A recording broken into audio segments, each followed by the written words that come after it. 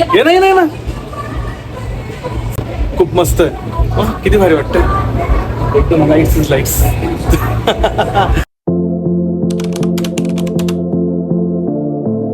Hello guys, good morning, welcome to our channel. आज थोडा special day आहे. आज माझा बर्थडे आहे आणि मेन गोष्ट म्हणजे आज मी सुट्टी टाकायला विसरलो. तर ऑफिसचं काम पण आहे. हो ना यार, आज दिवसभर ऑफिसचं काम करावं लागेल आणि काहीच ऑप्शन नाही आहे. माहित नाही, पण काहीतरी करू असं विचार केला होता, पण काही शक्य नाही आहे. ऊन पण इतकं जास्त आहे, तर कायच करायचं यार. बाय द वे, आम्ही ना डेली मिल्कसाठी एक ॲप यूज करतो, मिल्क बास्केट म्हणून. असं तर नॉर्मली चांगलं ॲप आहे, ते चांगली सर्व्हिस वगैरे देतात.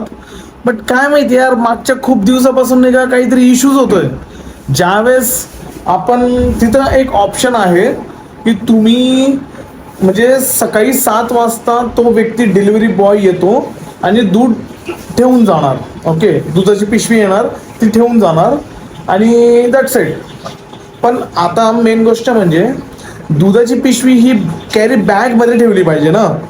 तर दुधाची पिशवी बाहेर ठेवली जाते आणि मांजर येऊन ती दुधाची पिशवी फाडून टाकते. दाखवतो तुम्हाला.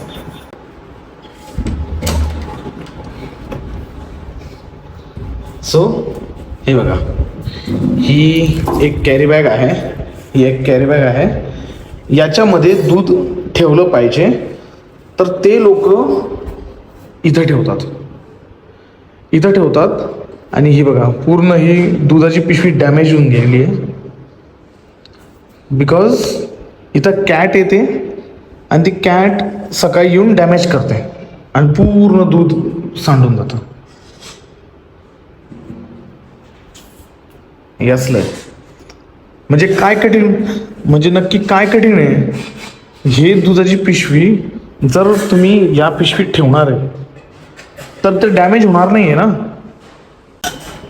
आणि मी ही गोष्ट खूप जास्त रेस केली आहे त्यांच्या कस्टमर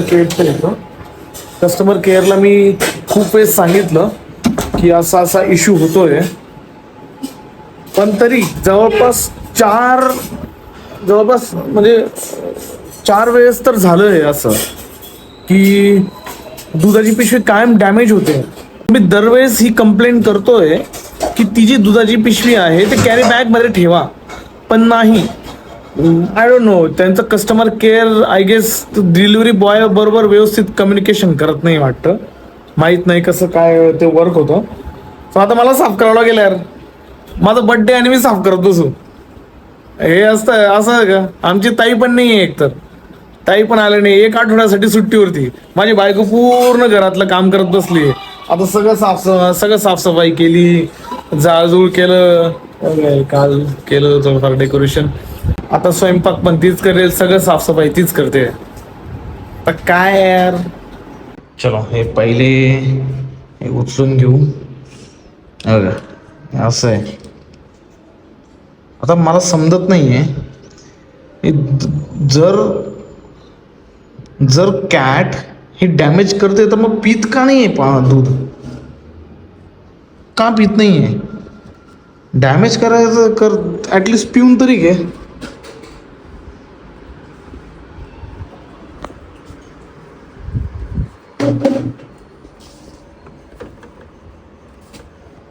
सांगते मी बंद करून दे. बंद करून देईल ना मग. कर त्यांना कंप्लेंट. आता माझी बायको राग येतोय म्हणे, रोज पुसते म्हणे मी, आज बर्थडे तर मी पुसतोय, तर असं म्हणते. ठीक आहे, दे फडका, दे मला फडका दे. बघा माझी बायको किती काम करते, नुसतं काम करते माझी बायको. रडू नको. चला आपण ते क्लीन करूया. असलं काय काय चाललंय. पहिले आता हे ठेवू.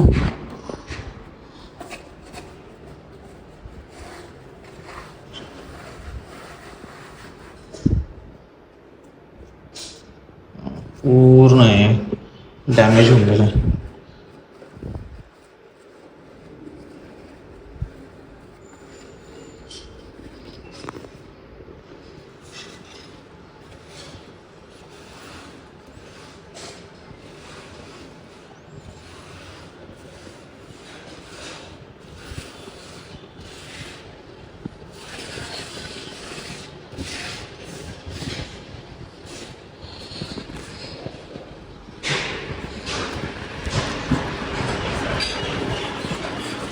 पाणी चालू कर.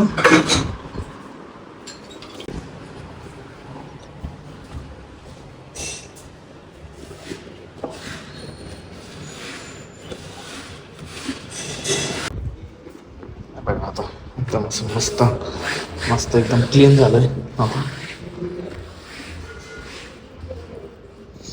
पण तरी स्मेल करतोय.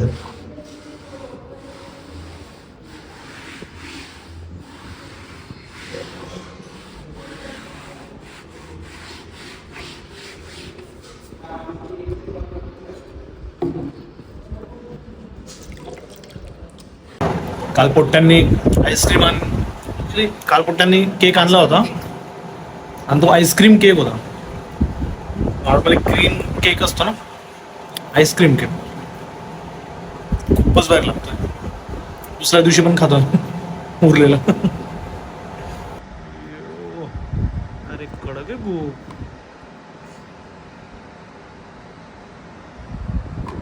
यार पुणे यार असं असतंय का?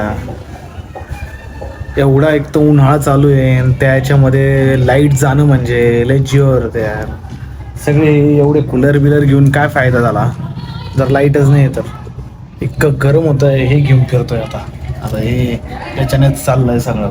वारा हवा काय ना काम करता येते ना काही करता येते, काहीच नाही.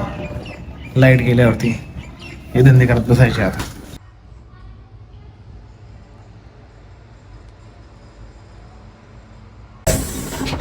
खूप जास्त स्ट्रगल करून बिना लाईटचा आम्ही कसं तरी तयार झालोय. आणि चाललोय जरा मस्त पैकी बाहेर एका प्लेसवरती डिनरसाठी. असं छोटासा बर्थडे सेलिब्रेट करू म्हटलं. चलो बाय. सो आम्ही आलोय आता SB रोडच्या स्काय बाय इटर्नियाला. मस्त रूफटॉप रेस्टॉरंटला आलोय आणि खूप मस्त वाटतंय. एकदम कोझी वाईब आहे. मस्त वाटतंय आणि भारी वाटतंय. आणि हे बायको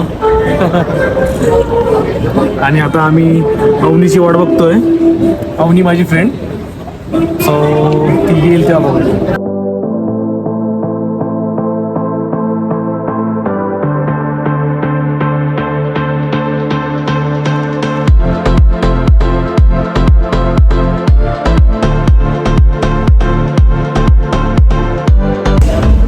यस.